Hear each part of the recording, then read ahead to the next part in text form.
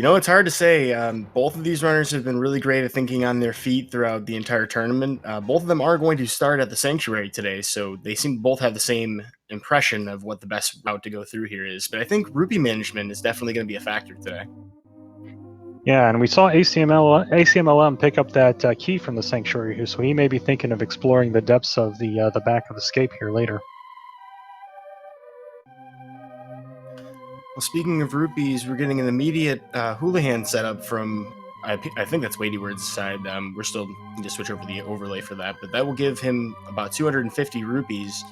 A good head start towards potentially the potion vendor, or the bottle vendor, I'm sorry, in town, or potentially Zora.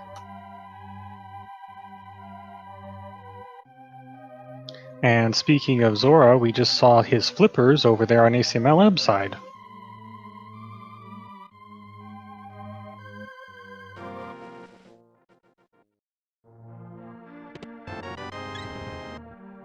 And There we go. So one of the nice things about Houlihan Room is it always spits you out at Link's house, and WeightyWords immediately goes in and gets a heart container there. So heart management is another important element here in the spoiler log. You know where they all are, but you want to pick up the fastest ones possible. We've been regularly seeing runners finish their seeds with as few as 5 or even 7 hearts throughout this tournament. Although I think most runners would probably shoot for about 7 or 8 on any given seed. They may be making decisions about where to pick up those hearts along the way, as 15 minutes is not a lot of time to figure out how you're going to approach this. Yeah, some of the better runners also try to route in 4 pieces of hearts so that fourth one comes at such a time they can get a free refill at a critical moment. Or even the fabled Sanctuary heart if they're really bold. Yes, the spoiler log does make a distinction between those two, and the Sanctuary heart will fill you up completely.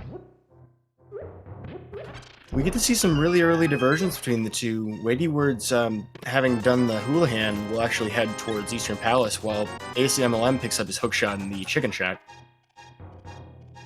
And there's another 300 rupees drop over there on WeightyWords' side, so he's all the way up to 475, just 25 away from Zora money if he decides that that's what he needs. Also picking up the Ether, which we know, thanks to the spoiler log, and our tracker, of course, has access to that as well. We will require that for Misery Mire today, as that is information you would receive from that log. Yes, we also know that the Quake Medallion is required, so we do have vanilla entry requirements for both of those particular crystal dungeons. Bombos, though, we don't know exactly where that's going to wind up. Or I certainly don't think anybody is opening up their notepad and hitting Control F to look for that, at least. Although that would be an alternative way of doing Ice Palace if they wanted to. Exactly, you always forget that Fire Rod could be locked behind Cold Stare.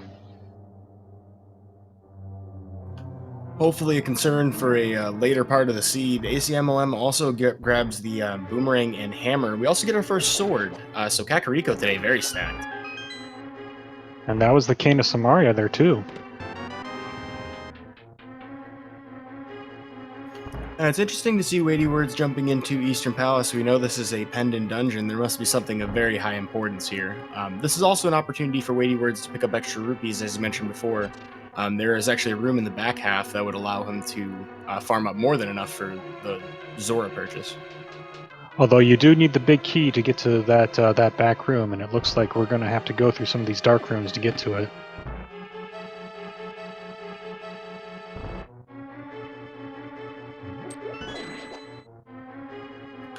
Well, now that ACMLM is armed with a sword and a cornucopia of other items, going to head towards the actual basement of Hyrule Castle, presumably towards the Zelda's cell section. Yeah, so this is where that extra key might come into play. He picked it up out of the Sanctuary at the beginning, and so that's one less key that he has going to have to pick up along his way.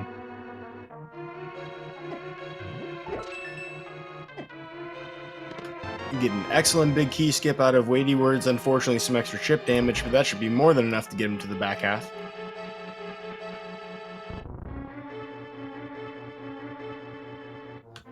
For those of you who aren't familiar with that big key skip, it's a damage boost, and there's a certain amount of frames that you just have invincibility after taking damage that you can stand on that switch and activate it. Really handy if you have enough health, and we actually have more than you would in a vanilla run. The WeightyWords now able to pick up rocks, having that the first of the 2 glove upgrades. I've got a sneaky suspicion he's immediately about to dive into the back half of Escape, where there's 3 treasure chests underneath this tombstone over here. I really admire Acmlm taking the bold 8/ strat with a really nice boomerang to pick up his key, saving frames, getting that Moon Pearl real quick. And his prize was the Moon Pearl that is going to be definitely required before you have any kind of Dark World access.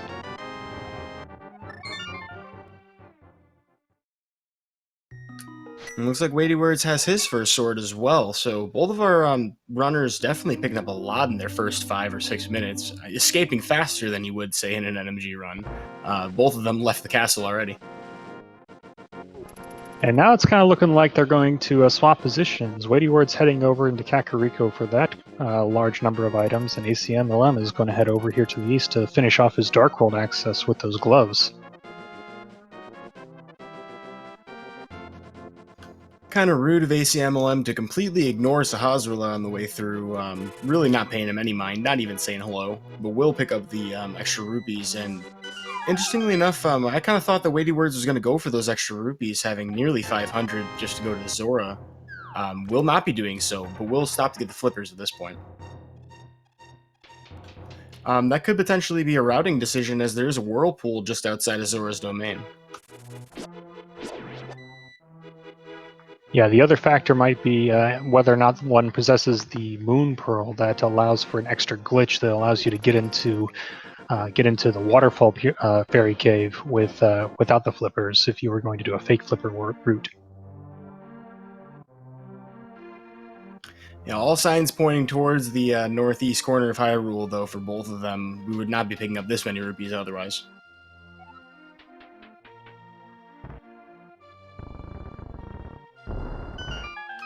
As of yet, though, it's hard to determine whether or not either of these two have had any sort of advantage over the other's route. Obviously, WeightyWords is the first to a Master Sword, but we're not really putting it to good use yet. They're pretty much retracing each other's steps, and it looks as if they're about equivalent. Yeah, we'll get a good handle once they finish retracing each other's steps, and we'll see where they go from there. Well, as our runners retrace each other's steps, this is a great reminder. We actually do broadcast in more than one language. Speed Gaming Portuguese is actually doing a restream as well of this particular match. You can find them at twitch.tv/speedgamingportuguese, which is hard to spell, easier to say in my opinion, if you're an English speaker.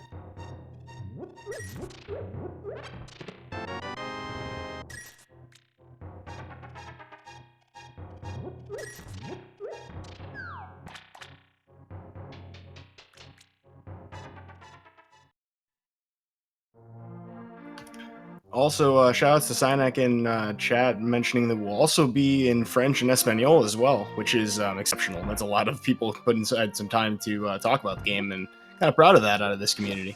There are quite a lot of people in the Link to Past Randomizer community. If you've never played before and this is your first time watching, which is a possibility, definitely go check it out. Definitely worth a play. Spoiler log, I'm hoping, picks up more in popularity. This has been really fun to cast for.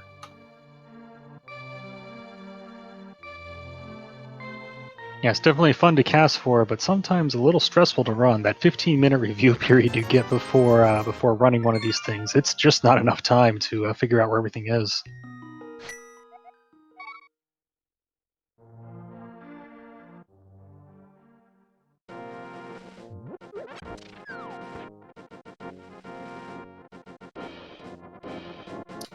Alright, looks like WeightyWords would be the first one heading towards the south shore between the two runners. Both of them actually heading in different directions. Acmlm about to go grab that other sword that we have back there, or actually instead maybe set up a houlihan?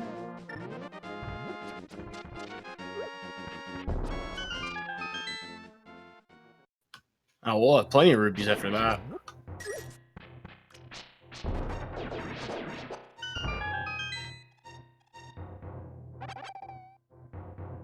See, and WeightyWords is over here at Mini Moldorm Cave. I don't think Acmlm has made it here quite yet.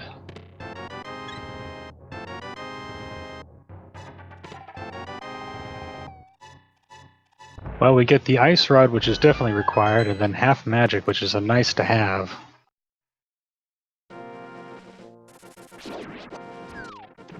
Yeah, on top of that, it also completely refills your magic too. So if you didn't have any at all, that's a really nice way to save a little bit of time for picking it up. And then also, as it turns out, if you beat a boss, you actually spend less time in the after boss animation if you don't have to refill the magic, which is convenient.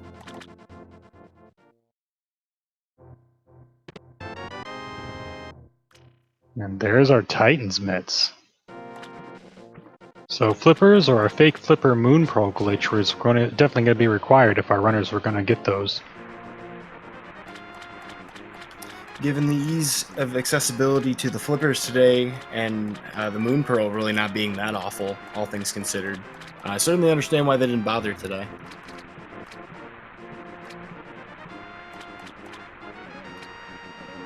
I notice that our runners are actually not running anywhere, they're still walking, so we still don't know exactly where those boots are located.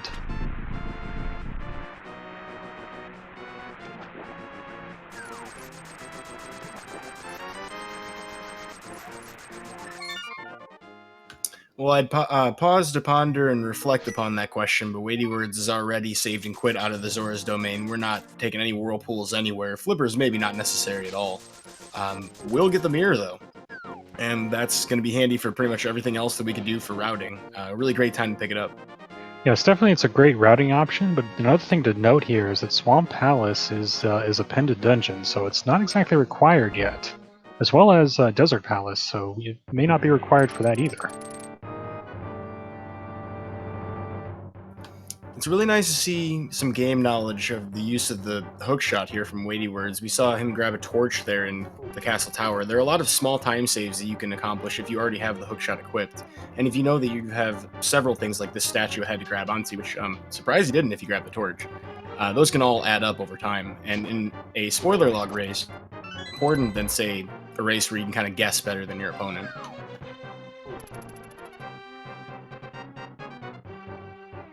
Yes, I remember that coming into play for a couple of the qualifiers. Some of those hook-shottable locations were great for early routing for when we start doing the qualifiers.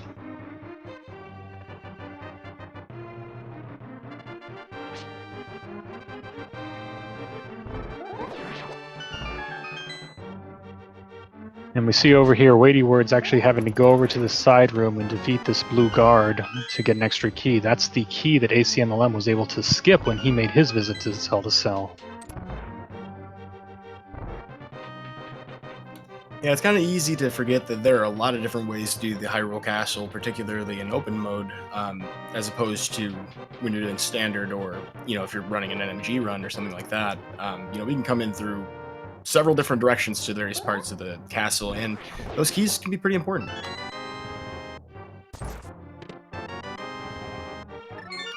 That's a Moon Pearl, though, and there's not that big of a gap between the two of them, although Acmlm is definitely the first one into the Dark World today. And WeightyWords is just behind. I think they're both heading towards Hype Cave because there's a nice armor upgrade and a bottle.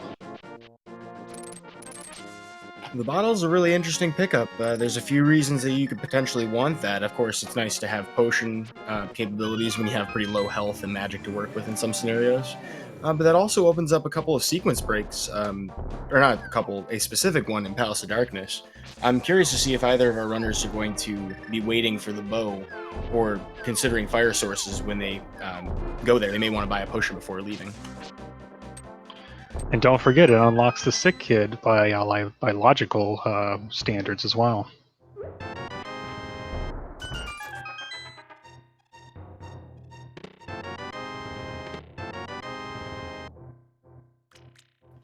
Acmlm taking the time to go to the dig game today.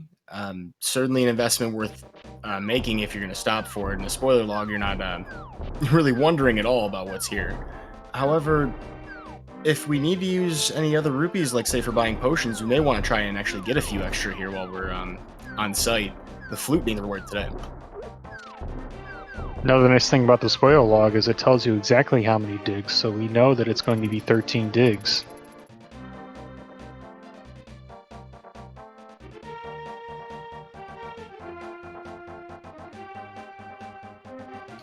We did get a caught in chat that WeightyWords actually skipped that bottle. We'll see if that actually comes into play later.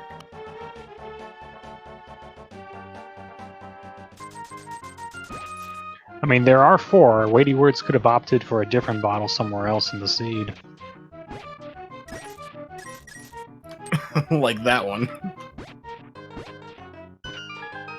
So Acmlm gets a free blue potion as well with that second bottle.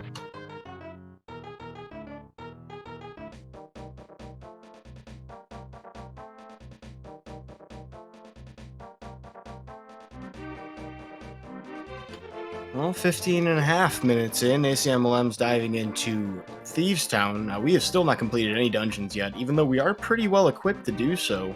Several have been available to us, not all of them completable. Yeah, Thieves Town is one of the dungeons that has very few actual requirements. You just need something that'll hurt blind. And being that both runners do have their hammer, there are no potential spots that we can miss in this dungeon today. Exactly. In normal rando seeds, you would be a little concerned coming in here without the hammer, but you know you could potentially make it through and just have to orphan that location. But these runners don't have to be concerned about that. Be concerned about this: A, they have the hammer, and B, they know what's in the big chest anyway.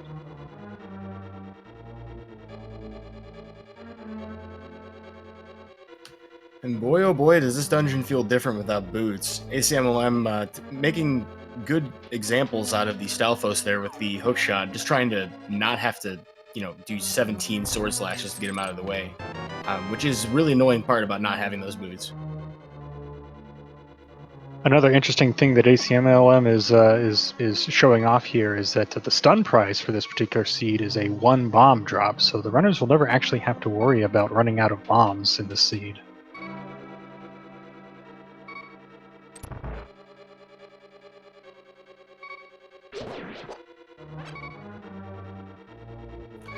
While we haven't seen either of the runners in chat, this actually is a different format today. Spoiler log does allow you to be present in the restream if you wish to, so that is another reason that we're not trying to overly spoil too much of the seed, is we don't want to accidentally advise the runners as to what they do or don't need to be doing. But you may see them pop in at some point. I know Acmlm likes to kind of come in for a chat after, typically in chat. But yeah, they're definitely potentially watching. Although between you and me, I would struggle to do that. Yeah, I tried watching the restream, and I couldn't do that at the same time, or at least listen to it. I just kept an eye on it and kept it over to the side, but I really wasn't looking at it very well. I think it works better with like a vanilla speed run.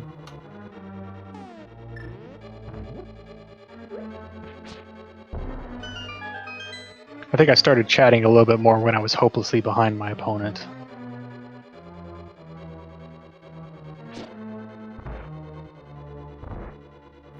Well, neither of these runners are all that far apart today. Both of them have rescued the maiden, or not rescued the maiden, WeightyWords on the way to do so. Acmlm has done so. About to have the fight itself with Blind. We're going to see what the pun is today. We may actually have one of our community submitted puns for Blind's pun, which has been a really nice treat this tournament. And today it is... Oh no. Oh, man. The Blind store is curtain death.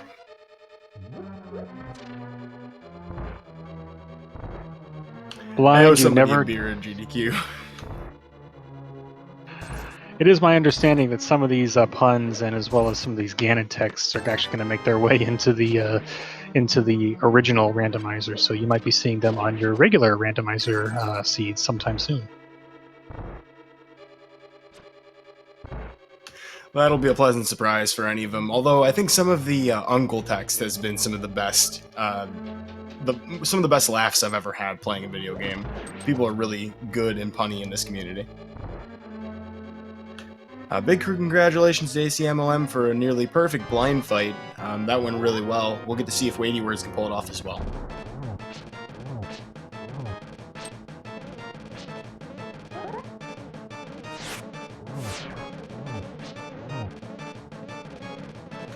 Well, phase 1 and 2 definitely going really well. Third phase can be done even faster if you have sword beams, but not by a whole lot. Pretty much an identical fight for the two of them. Yeah, those were some great blind fights. If you do it the exact same way, then you always get the exact same result on these fights, and that's just showing it off how great it is when you can do it perfectly. Yeah, I believe it's every fourth or maybe fifth fireball that each head shoots will always track Link's position. And then, of course, the flight is based on, or the flight pattern based on when you actually destroy each head. Well, both of them have flutes. Acmlm heading to Death Mountain. WeightyWords also has a choice of where to go from here. Definitely not going to stick around in Kakariko, that's for sure.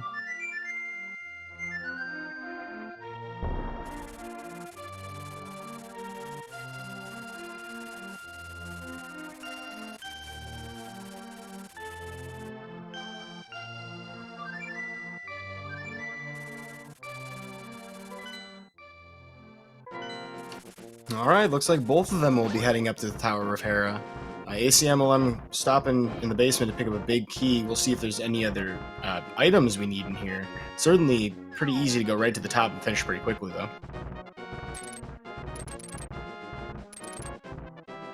But there we find our Quake Medallion, another one of the required medallions for the seed.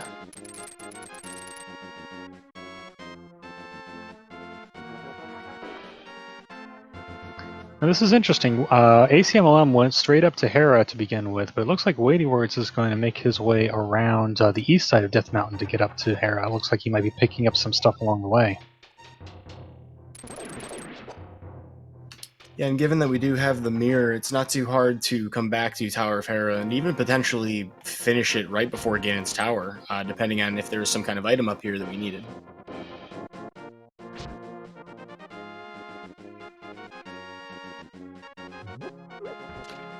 It doesn't appear that Acmlm is going to stop for the big key chest, the big chest, as you definitely would be able to do the bomb jump no problems. So it looks like we're just going for the Moldorm kill.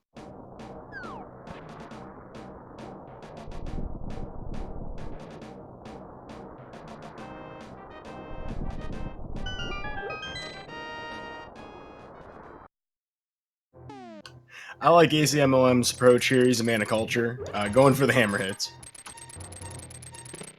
Yeah, you can get the same result with Master Sword spins, but those hammer hits just shows off some extra skill, I suppose. And wow, if you blinked, you may have missed it. WeightyWords picking up the bow and just noping right out of Hookshot Cave. That's all we were here on Dark Death Mountain for. So that's interesting. It looks like he wants to try and save Tower of Hera for the last possible minute, which is a potential strategy that some of our runners try to go for. See if they can do the Tower of Hera / Ganon's Tower combo at the very end.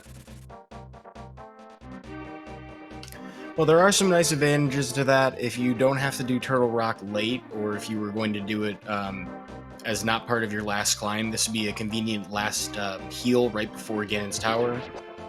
It avoids some of the Death Mountain climb damage issues, because usually you're not going to die to Moldorm late in the seed. Although you could. I mean, I'm not trying to say that nobody ever has. Certainly somebody has, but particularly in NMG. But WeightyWords will head to Palace of Darkness now with no fire sources.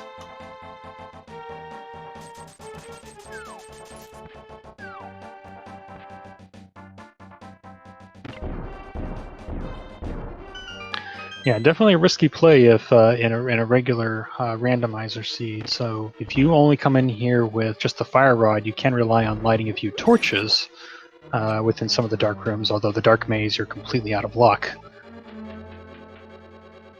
But I think our runners know something from the spoiler log that might be helping them out. And that lamp right there. That's a really free pickup as well, given how close it is to the entrance of the dungeon. Mirroring out there, not painful at all.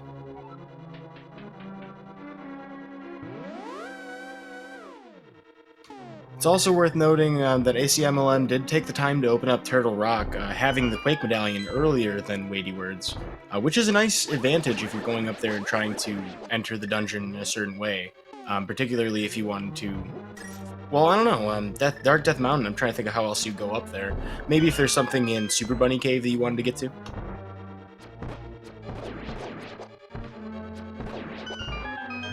Yeah, the other thing you might be thinking about is if you try and come back there again, you don't have to worry about the dead rocks up there on the north side of East Death Mountain when you're trying to go into the White World. If you go into the Dark World, you don't have to worry about them. Yeah, given the lethality of pokies, rollers, pokies, and lasers. Oh my! Well, I'm not surprised.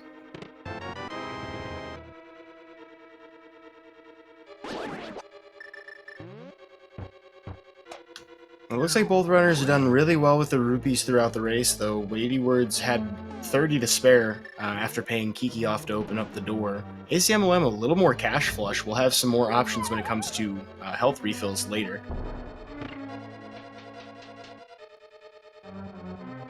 WeightyWords having to get a little interesting with that crystal switch because, again, we are still without the boots in this seed.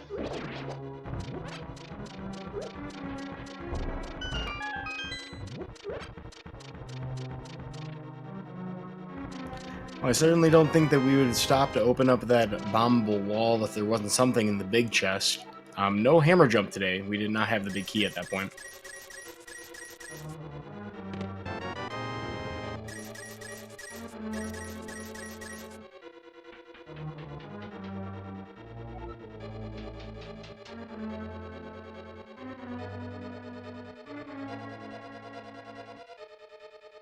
But WeightyWords will head into the dark maze at this point now that we have those extra keys. We'll see if there's anything in here that's worth picking up or if it's just the big chest today.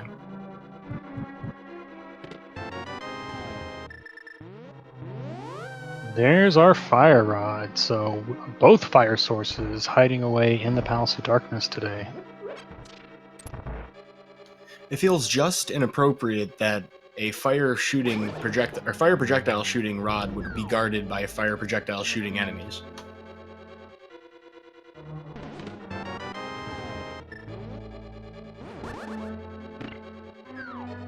And WeightyWords showing off some great key routing there, picking up the last small key that he'll need to get to the basement of Palace of Darkness, right there in that bridge chest.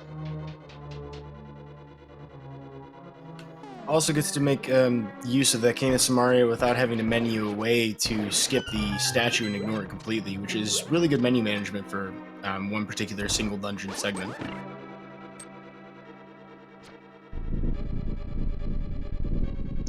Close enough to the eyeball. It's the thought that counts.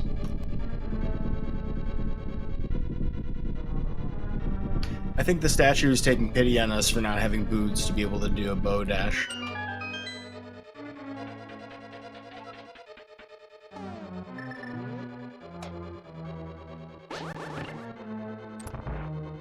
That's one nice benefit to having sword beams in that situation. You don't have to menu away again to the bow or some other ranged weapon to flip that switch.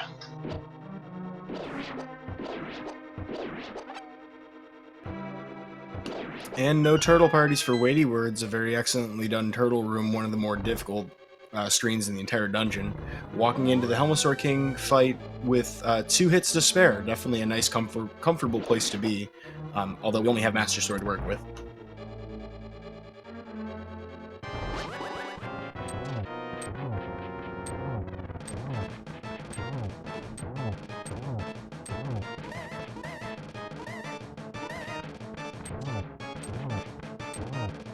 If you haven't seen the fight before, it's 17 hammer hits to the face or 4 bombs, I believe, to destroy the mask of Helmosaur King, at which point you'll be able to do damage to the primary central part to destroy the fight. Now, the thing that's difficult about this is that he can do all 3 attacks at once, 1 moving towards you, 2 swiping the tail, and 3 fireballs. Thankfully, both of our runners do have the blue armor to work with, so we can take a few more extra hits, actually. I had miscounted earlier.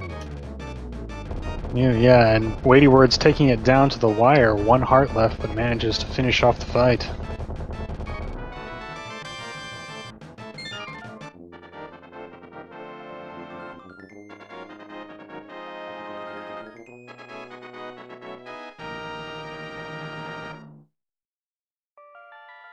So personally, I'm a fan of machine gunning 8 arrows into that jewel, but what WeightyWords was doing there, I think, was trying to get some hammer hits, but then also combining that with some sword spins, because if you do a sword spin or a hammer hit, it actually only takes 4 as opposed to the 8 you would require for Master Sword slashes or arrow hits.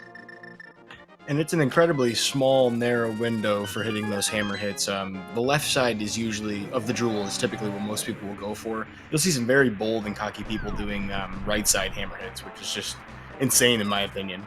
But yeah, those slashes will definitely come out as a spacing tool to try to make sure you do some damage without taking more damage yourself.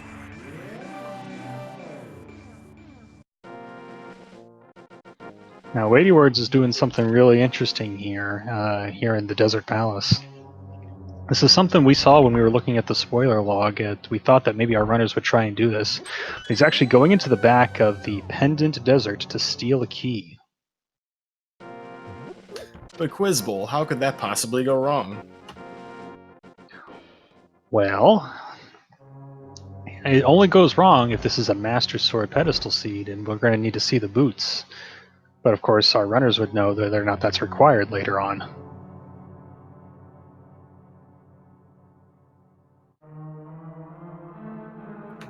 Holy moly, Acmlm almost having a damageless Master Sword Helmazor King fight. That was really exceptional.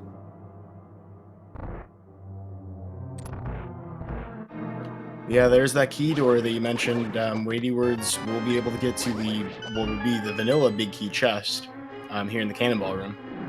Yeah, he didn't do all that for one heart container, so it's this chest that he was looking for, which is the big key. And that's going to lead us to something that he probably really, really wants. Oh, the wonders of mirror technology. If only we could have this in the vanilla run. That's definitely a godsend when you don't have boots just trying to cross this dungeon. But as you mentioned, this is a highly prized item if we're stealing the key for it. Indeed, Tempered Sword. That is a massive upgrade to your firepower in so many ways.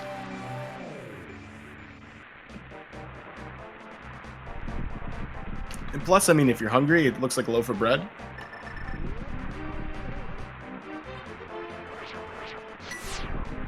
I always called it the bacon sword, though, so I think that induces more hunger. Now, hear me out. Bacon sandwich.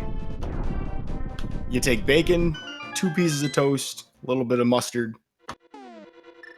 Maybe a little bit of butter, perhaps? You know, I mean, that would actually be a really good idea, actually. Oh, I can feel my arteries hardening right now. Well, either way, WeightyWords taking advantage of his medallion pickup earlier to jump into Misery Mire, having a decent Mire 2, only having 2 cycles for those Wiz Robes, which is nice. Acmlm, however, is going straight for the Mothula.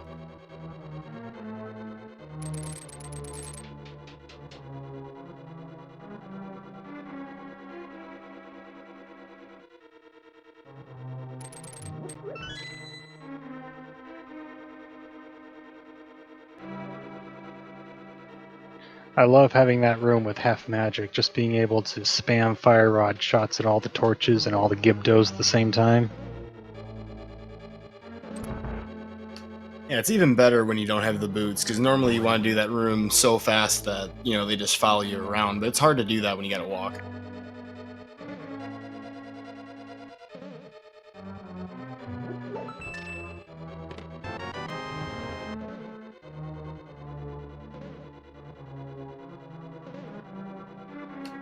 Well, it's certainly a more dangerous fight with Master Sword, and Acmlm getting kind of trolled by the spikes on the ground. It's pretty hard with the initial conveyor RNG to do what he's doing, but he will try to pause buffer a little bit to nail that fire rod shot, and he will emerge successful from that. Yeah, we'll see if WeightyWords can make up any time on that fight. It's 8 sword slashes with the Master Sword, but only 4 with the Tempered Sword, so we'll see if maybe he can bat down the Moth a little faster and make up some of this time that he might be behind. So, between you and me, Quiz Bowl, I mean, would you prefer to find a map in a spoiler log race, or would you prefer to open your map in a spoiler log race? Um, Which has more shame? You know, opening the map menu is probably not that big of a deal because it's like you're trying, especially in a fight like that, where you're just kind of scrambling to get to the right position in order to hurt the moth. Whereas opening a map in this format just means you read your spoiler log wrong. You know, and I have a tendency to pick up maps in NMG runs, so I mean, like, you know, I can definitely understand ACMLM's like slight mispress of a button over just not routing like an intelligent person. There's a reason he has a good time and I don't. But we'll be heading towards Ice Palace, whereas WeightyWords with a pretty good vanilla loadout, pretty much. Um, besides that armor, has a very difficult Vitreous fight, as we don't have a lot of health to work with here. We'll go for damage boost, though. Oh, that was bold. Yeah, I think the eyeballs still on blue male will do 2 hearts of damage, so he was definitely 1 hit away. All things considered, a 1-cycle fight for Vitreous, given this health, you know, capacity, is really incredible. Exactly. The only thing that could have made this a little faster was having the silver arrows, and I've got a sneaking suspicion we may not be seeing those this seed.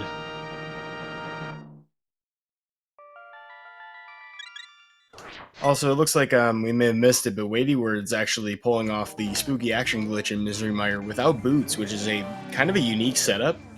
Spooky action glitch being discovered in the last year, pretty much about a year ago on the day, coming up pretty soon. Allows us to hit things from a distance with the Fire Rod splash damage, manipulating a variable to give it extra distance. And must have pulled that off remarkably if it was so fast that I didn't see it. Yeah, and I didn't even see him set it up because the setup for it involves fluting to the Misery Mire area, and he was in here for the desert before, so it just kind of didn't process for me. One interesting nuance to how the spooky action glitch works is it does store a variable depending on how you're using your inventory. So if it doesn't get refreshed at any point between, say, like doing a couple things in desert and coming back, you could very well have stored that variable for quite a long time until you would have reset it using, say, Fire Rod or Samaria or Flute or a couple of other items.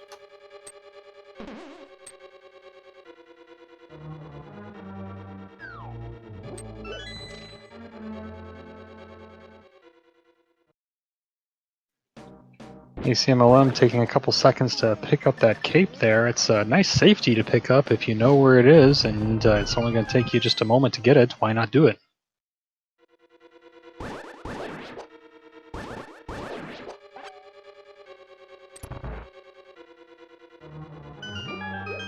With that, he'll drop down into his Cold Stare fight with half magic and pretty decent health and a blue potion. This shouldn't be all that difficult, although, you know, depends on how much ACMLM has been practicing with Master Sword. This is kind of a lower percent fight, in a sense.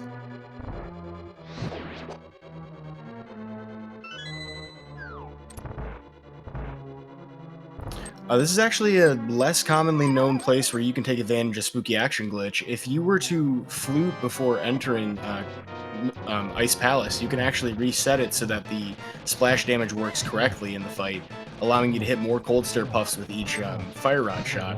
It's pretty much a free time save, so if you don't already incorporate it into your Randomizer runs, you definitely should. Now I'm definitely going to have to start looking into that. We have synchronized crystal poses here as WeightyWords takes down the moth in a slightly faster time than ACMLM with that tempered sword.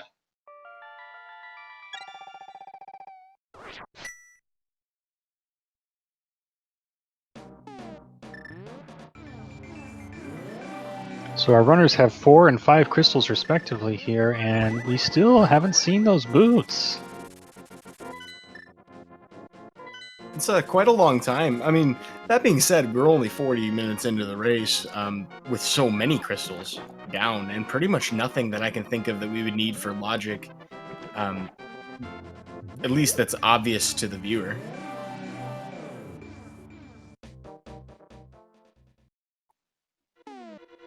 Yeah, the only thing that's missing for WeightyWords' official go mode is actually the Quake Medallion, which is up in Tower of Hera. ACMLM got it already when he finished Tower of Hera, but WeightyWords seems to be trying to put that off towards endgame timing.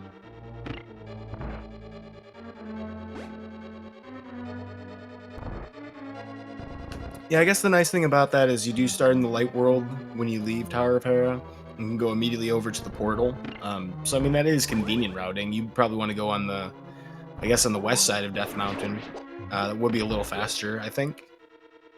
Well, isn't right side a little bit faster than left? I'm not sure, because you have two of the screen transitions, and then you've got to go up and down that really long flight of stairs. I'll have to find someone that has those timetables memorized.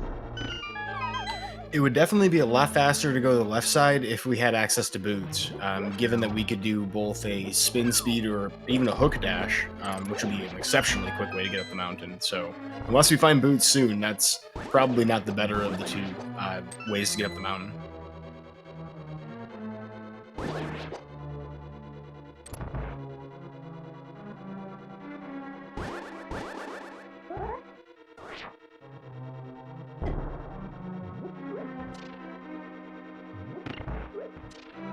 We didn't mention this for Acmlm's side, but WeightyWords just showing off the Ice Palace bomb jump, both of our runners getting that first try, so very good job with that. Of all the bomb jumps in the entire game, that is probably the most important one. We cut basically half the dungeon, if not more. And that's part of the reason that we get to Cold Stairs so darn quickly. There'd be a really long puzzle we'd have to do otherwise going to the east side of the dungeon so that we could emerge in the boss area with the switch flipped already.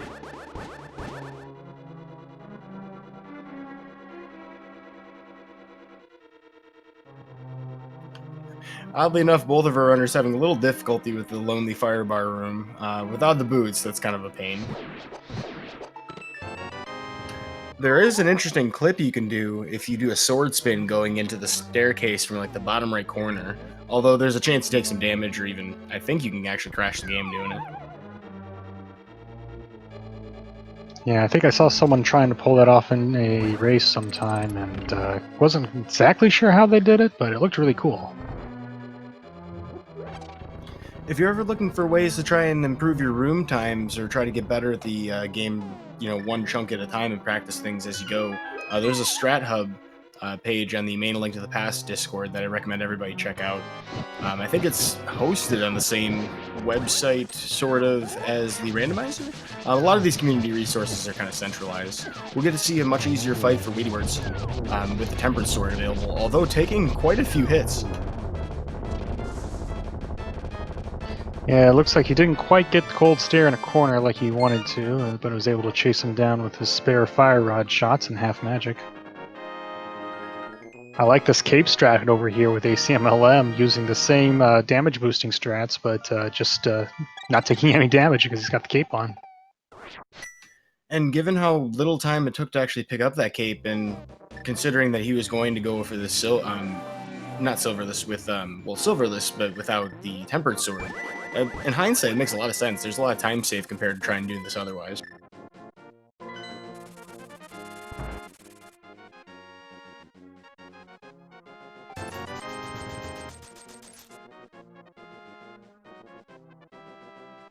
WeightyWords picking. Yeah, not having the 160 for a blue. Yeah, but with half magic, it may not be required to get a blue. Just a red potion will be enough to save them from death. Somehow, I don't think anybody's picking up a net today, and we have not seen powder for either of these runners. So I don't think they're really considering picking up health on the way. It seems to me like they've definitely prioritized having potions. Yeah, even the mushroom would help in this case with the powder, the fake powder glitch. Now that's one you don't see too often anymore. Now I've routed it before where I get the mushroom just so that I can do fake powder in the room before Mold Worm 2. So it is a legitimate strategy. Yeah, I can definitely think of a handful of situations where it's bailed me out personally and several other people. Well, so we've got, what, a Hera between the two of them, since WeightyWords is just entering and Acmlm's heading towards Turtle Rock now. Yeah, so as soon as WeightyWords catches up here with his Hera play, we'll have a good handle on how far apart these two runners actually are.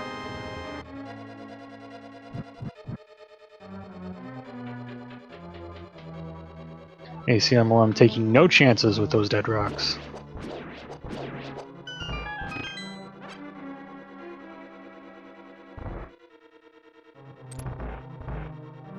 So I guess if we're considering the difference between the two runners for their swords, time difference-wise, it's kind of hard to say with Turtle Rock and Ganon's Tower how big of a difference Tempered Sword's going to make. I mean, I think Ganon's really the biggest difference between these two routes as far as remaining time differences.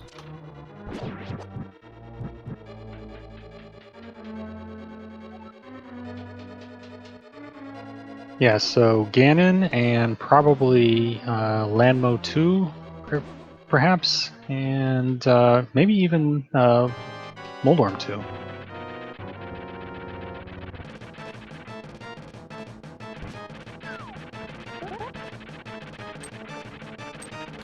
Oh wow, and we also pick up the red mail in the roller room for ACMLM. Now I'm sure WeightyWords will pick it up as well. This definitely helps with the health situation, particularly with the Ganon's Tower climb and Ganon himself.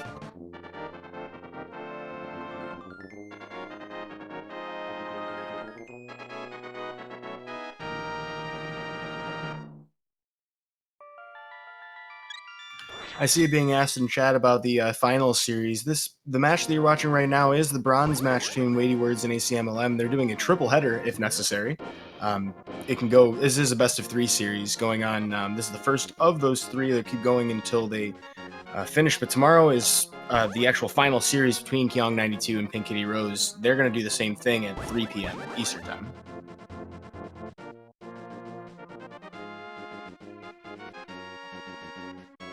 So ACMLM entered Turtle Rock at around 44:55. WeightyWords still has to actually open the door, so we'll see what the actual time difference here is in a moment.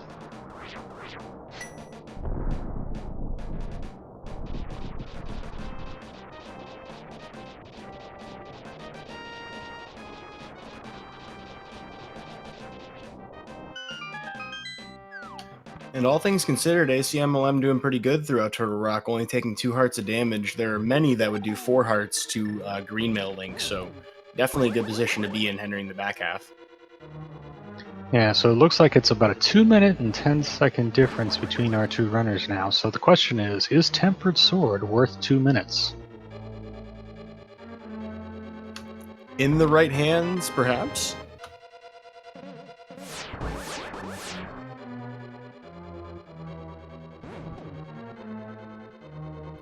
There's certainly less leeway, so one thing to consider is that the skill ceiling or the skill requirements for doing a Master Sword, Turtle Rock, and Ganon's Tower particularly, and not losing a lot of time, you know, you have to get a lot better at the game to be able to do Master Sword consistently and not lose time over somebody who's competent with the Tempered Sword.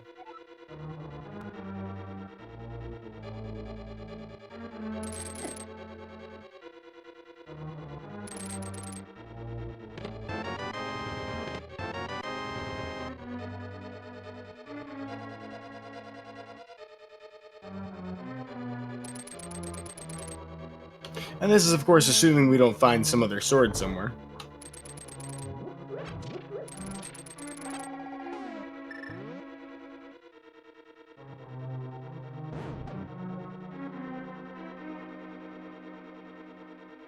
Yeah, so if we do find a sword somewhere along the way, then the question is, what's the difference between a Tempered Sword and a Butter Sword, which, in all honesty, is actually not that much.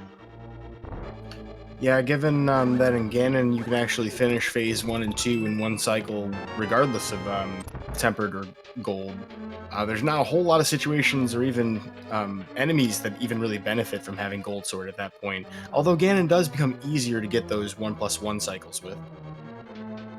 And as we were discussing that, ACMLM does actually pick up a Tempered Sword out of the top right eye bridge room. So I see a question in chat regarding why WeightyWords would pick up the sword in Desert Palace. Well, he did need to do Misery Mire immediately following, and that is a considerably more challenging fight with Master Sword only. We saw ACMLM pick up Cape to compensate for that. WeightyWords with a great sword spin on those pokies. It's like the perfect RNG too. So that's a reason that he may have decided on a different sword. We'll of course ask him in the interview.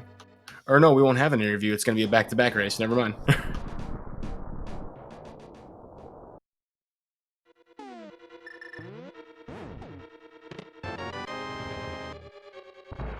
And during the cutscene for Turtle Rock, as there's a slight delay between Acmlm's actual gameplay and what we're seeing in the restream, we actually get an explanation from Acmlm as a confirmation. That's exactly why he picked that sword.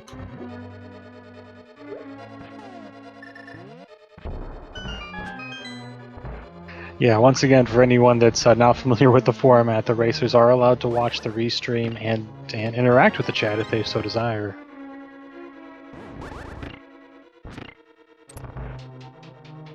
Alright, so we are about to get into Ganon's Tower. So we have a game that we usually like to play, but instead of numbers, why don't everyone call out what room specifically? Because a lot of times these runners are not going to be opening chests like we would with a normal number game. So tell me, what room exactly do you think that Ganon's Tower Big Key is? I have not looked at where it is yet, so do you have a guess, Yuno? You know, same thing. I'm really not sure because I haven't looked at that part myself. But just knowing the way that this game works, I'm gonna guess that it's behind the Ice Armos on the right chest. Well, I'm always a friend of the runners, and so I always like to say Hope Room. Today I think Hope Room right. I mean, even Tile Room wouldn't be that bad since they know.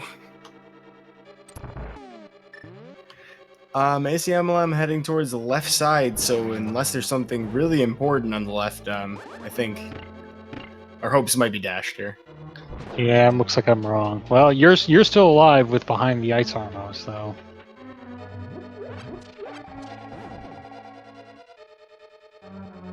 Well, not Dark Magician's room. And not the Double Fire Bar room.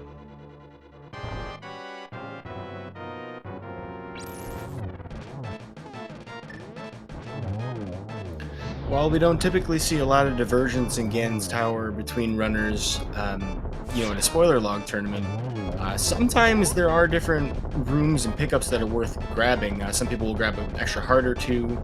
They may pick up, if there were such a thing, another sword upgrade. Maybe even a fire shield if it could be used, but that's not really that common. But you're not going to see a lot of chests open unless they have to be. Our runners do still have to consider whether or not they have a small key on their way up to the top of the tower, though. Well, if Acmlm doesn't have to spend any more, it looks like he's set. And he picks up an extra one for good measure. So I think at this point, it's probably safe to go ahead and spoil. We're still walking because those boots are locked in behind the Ice Armos next to that big key you wanted. Oh, I thought it was the big chest, so that's the big key chest. Oh, wow. Just kind of explain for context. When you're reading a spoiler log, if you haven't opened one up at any point for any of your randomizer seeds, there's a difference in notation between the chest that holds the big key and the chest that is opened by the big key. So that's one thing that can actually trip up runners a lot, and we've seen that actually a few times in this tournament. The ability to parse the spoiler log, definitely relevant. The other confusion source being the difference between the map chest and the compass chest. If you're not used to opening those in the vanilla game, you don't know which one's which. And I guess we could also spoil something else. We were talking about silver arrows being useful earlier. I don't think we'll be seeing those either.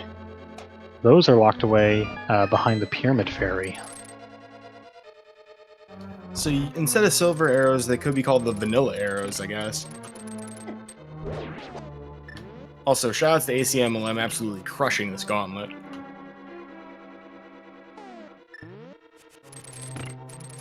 Yeah, I know Acmlm is a very seasoned NMG runner, so just showing off exactly how it's done. Got a little thrown off there, unfortunately, because it looked like one of those Zazaks actually ate one of his arrows, which is kind of rude.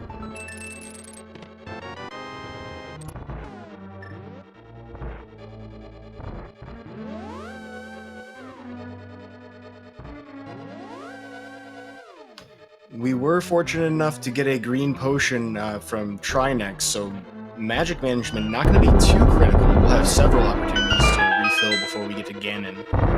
So Acmlm going to use Fire Rod to Wild Abandon. And correct me if I'm wrong, I think Acmlm still has his blue potion really early in the seed.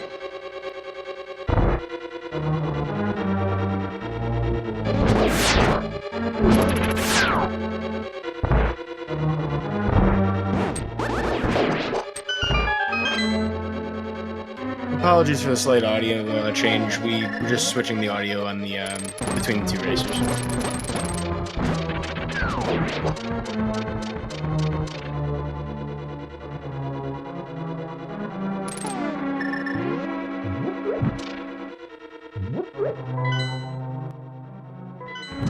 Well, that's Acmlm's third map check. I wonder if there's something wrong with his controller. Yeah, that's definitely a possibility. I mean, that's a button that you pretty much never, ever press.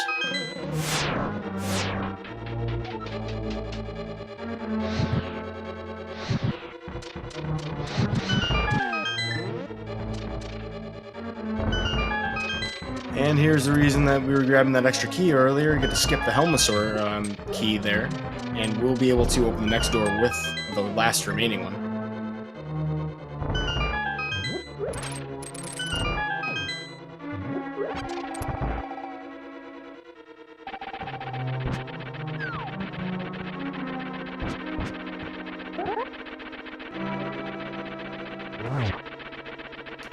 While Moldorm agrees that it takes two to tango, unfortunately not staying in that dance for very long. Acmlm able to vanquish the Moldorm RNG. An interesting thing about the Moldorm RNG is that it follows a 4-cycle pattern, so you actually can kind of predict what's going on with it. Every third, I believe, part of the cycle is Moldorm's going to face Link and head towards him for a random amount of frames. So it's relevant to try and remember that when you're trying to position yourself around him, that you just wait for him to face you and then try to sidestep. That is some good information. Well, I mean, of course, you got a 50-50 chance of walking right into him anyway, so it's kind of a crapshoot. But I did like that triple we saw at Acmlm, unfortunately. RNG Yeah, that says was... no double. That was a beautiful first lineup, so I'm assuming WeightyWords will probably be able to do the exact same. An interesting thing about these randomizer seeds is they do actually take the randomness of random events like Acmlm positions out of the mix, so WeightyWords will see the exact same patterns. Same, of course, applies to how many times Ganon warps, so we won't have to worry too much about RNG being a factor in the final fight. Acmlm one tempered Ganon away from closing out the first game of the series.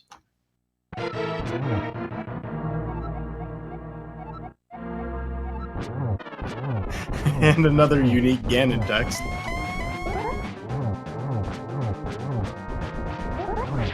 So, if that's the case, is that trident his, like, hairdryer?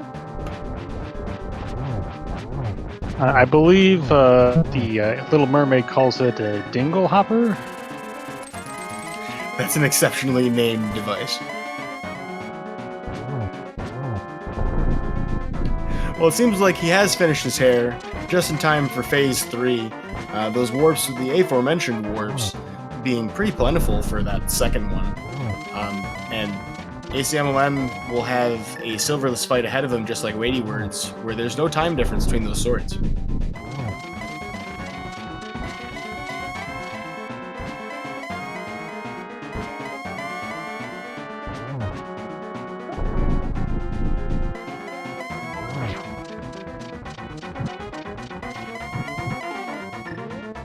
Nice torch glitch. And now we need 12 sword spins. Can potentially get triples if you have your sword charged when you use the fire rod to hit the torch. And some good timing and positioning. One thing that a lot of expert runners will do that you don't see from newer players is they'll try to make sure that they can position themselves for that early first cape spin. You sometimes need to let Ganon warp once or twice to get into position to do so.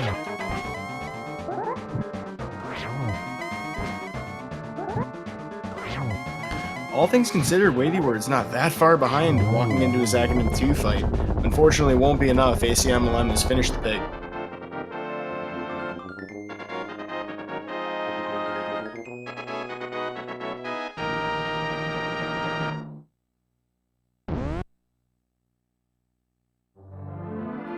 Get your GGs in chat. Acmlm has finished in first place for this first race of the series with an official time on SRL of 59 minutes and 55 seconds. Congratulations, that's fast. Yeah, anything that's sub-hour is an excellent time here. Especially bootless.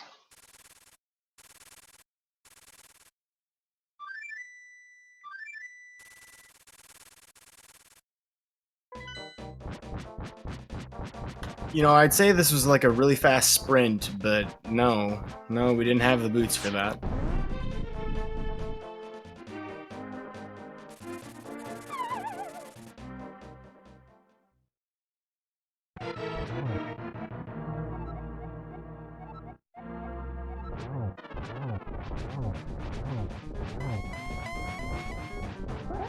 All right, of course, and everybody cheer on WeightyWords as he finishes up his Ganon fight as well. Of course, between these two races, there will be just a brief moment between the two so that these two can kind of get ready for their next race. They will have a 15-minute spoiler log study period as well. So after this race is concluded, it'll be a great time for you guys to get something to drink, you know, grab something to snack on, and get ready to settle in for the Game 2. And hey, I mean, let's face it, hopefully we see a Game 3. It's fun to see more racing between WeightyWords and Acmlm. Yes, indeed. Both of these runners, two excellent runners, having gotten here to all the way to the bronze medal match. I know I'm looking forward to Game 2 and Game 3, calling it right now.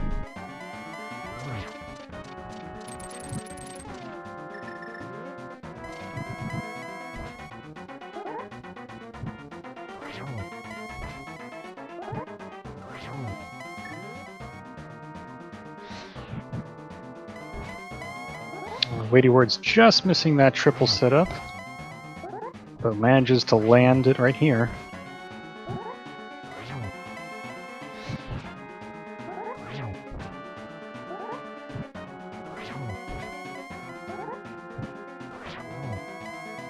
Another triple right there.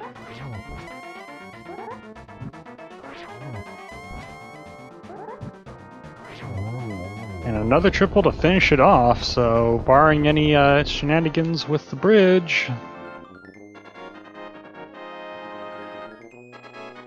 WeightyWords will be checking in here, and he will have an official SRL time, minus the 15-minute study period, of 1:02:41. Get those GGs in chat.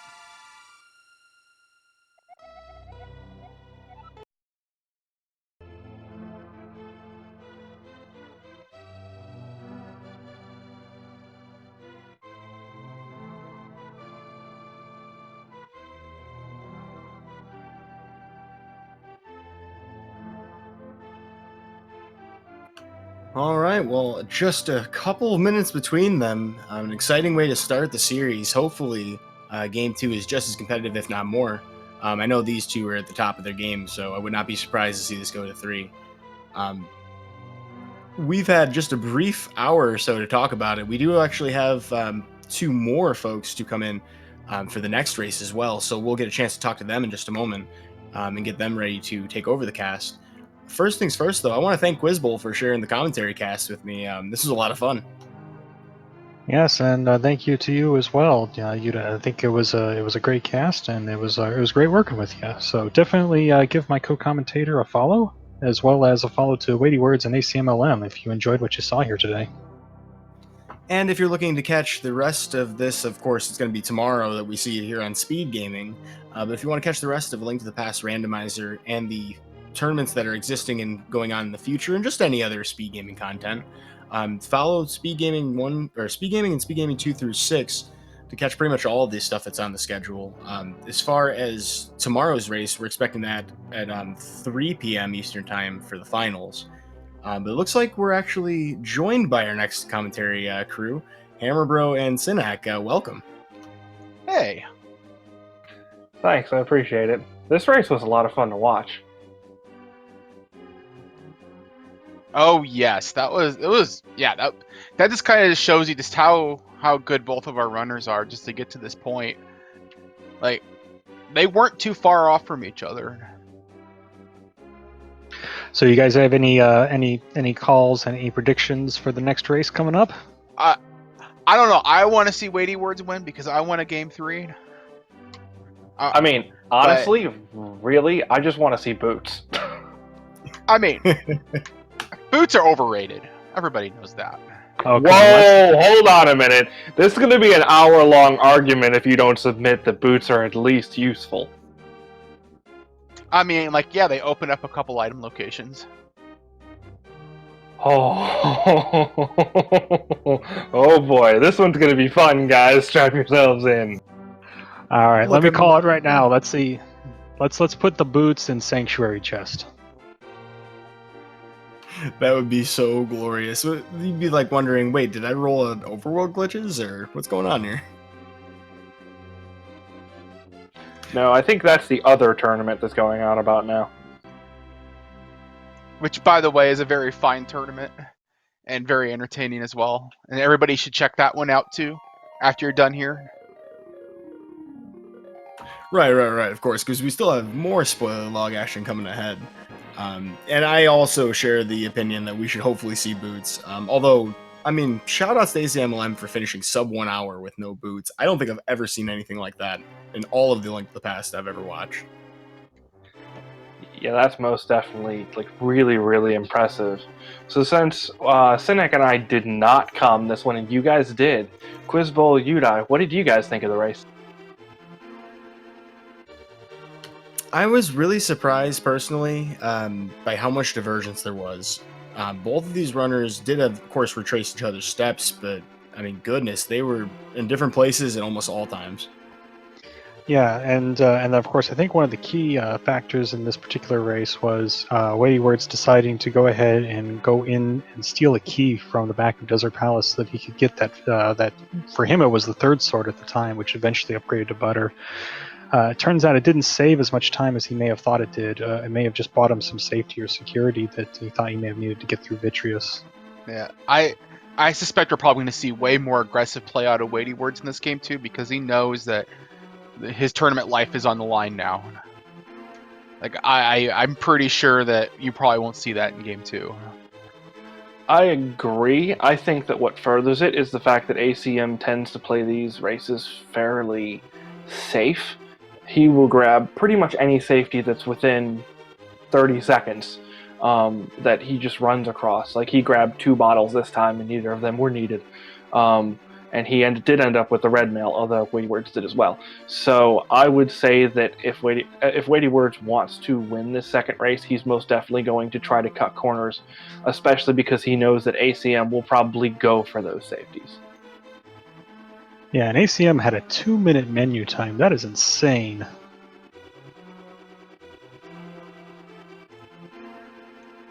What is it like? You want to see like maybe 2 minutes per hour or 3 minutes per hour? I think is what the general rule of thumb is. Or? Yeah, but I don't know if I've ever seen a credits roll where it's been that low. Oh yes.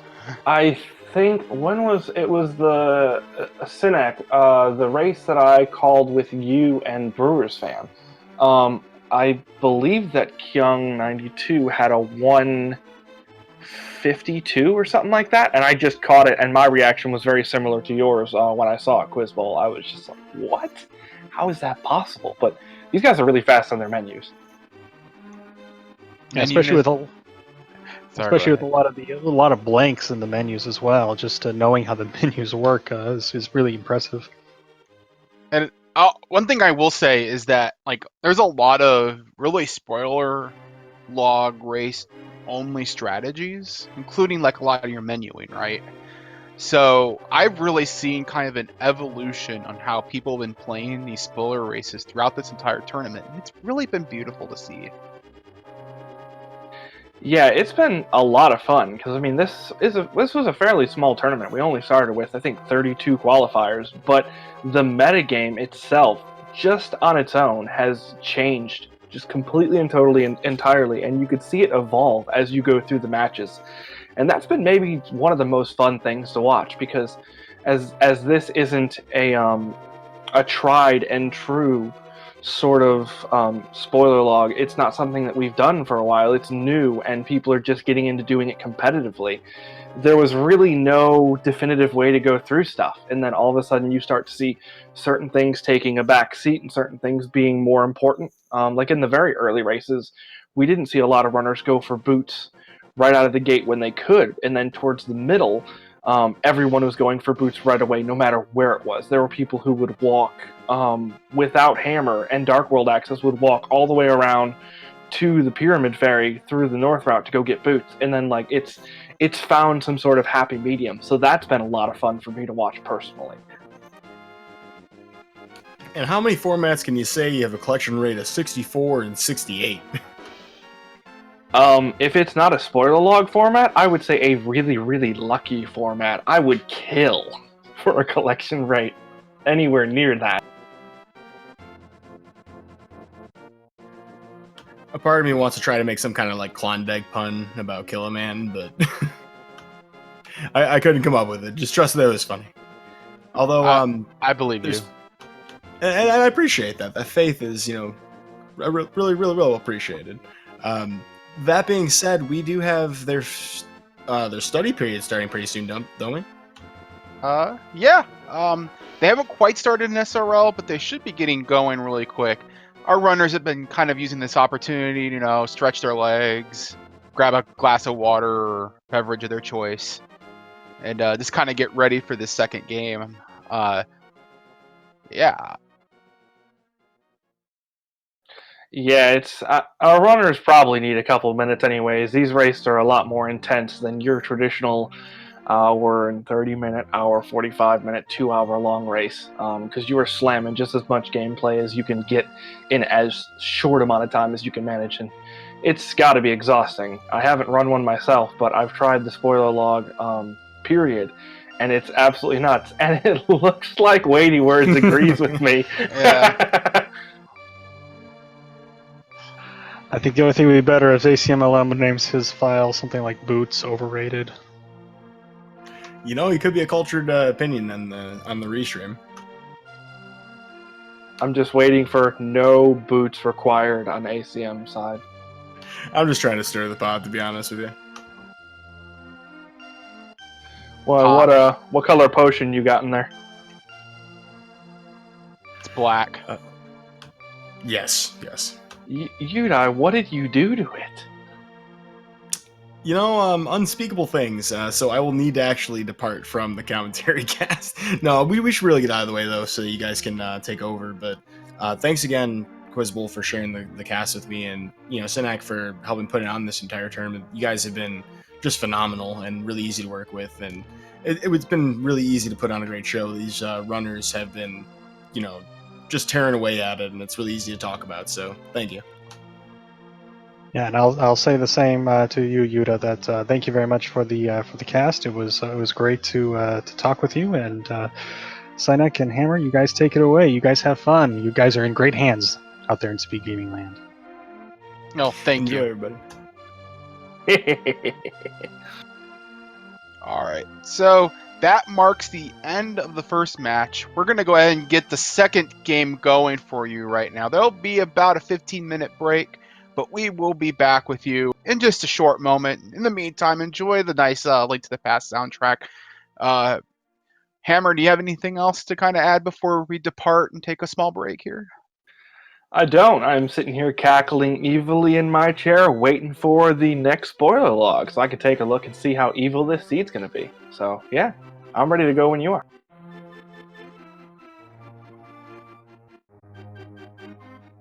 All right. Well, we will be back in just a minute. Thank you, everybody.